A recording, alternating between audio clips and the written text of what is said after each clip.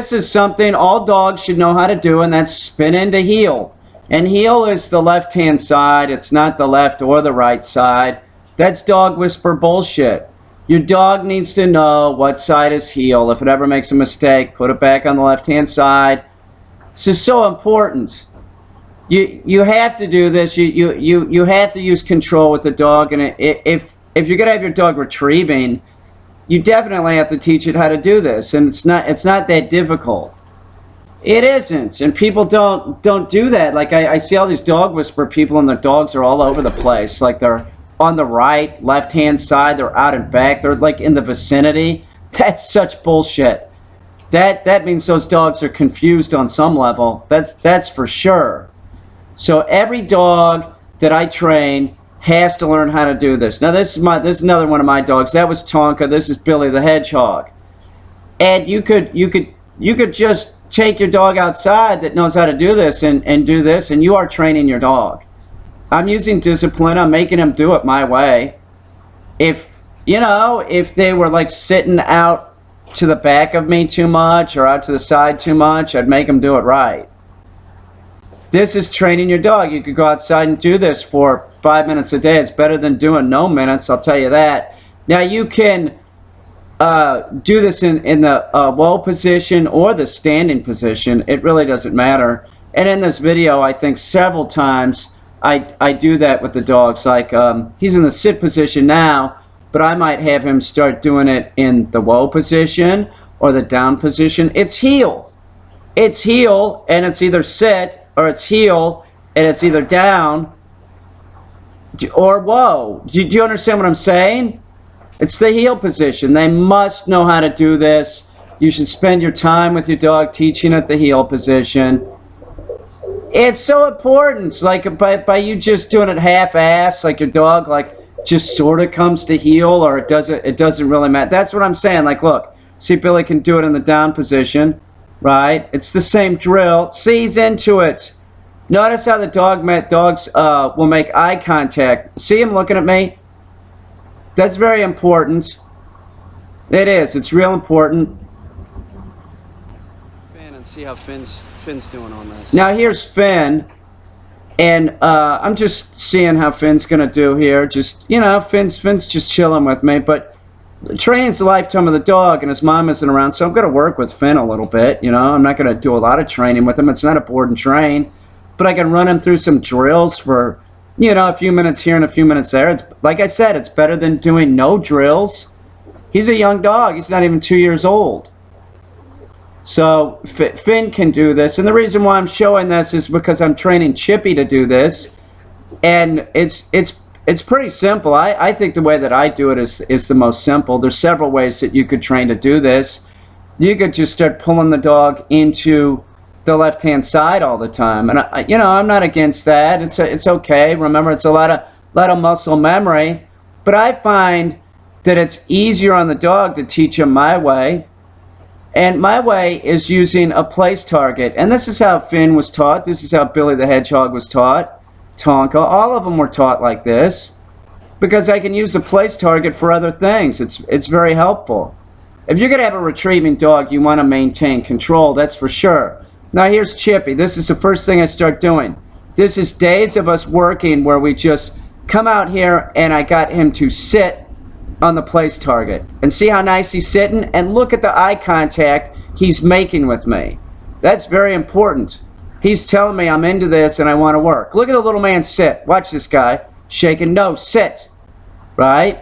See him looking at me? This is what I want. This is the point. This is a session where I realized, oh, I got Chippy under control. I got him wrapped around my finger. Now watch this. He's going to do it. I'm making him straight. I'm going to stand out in front of him. He's looking at the camera. Good boy. I'm telling him, that's the best thing in the entire world.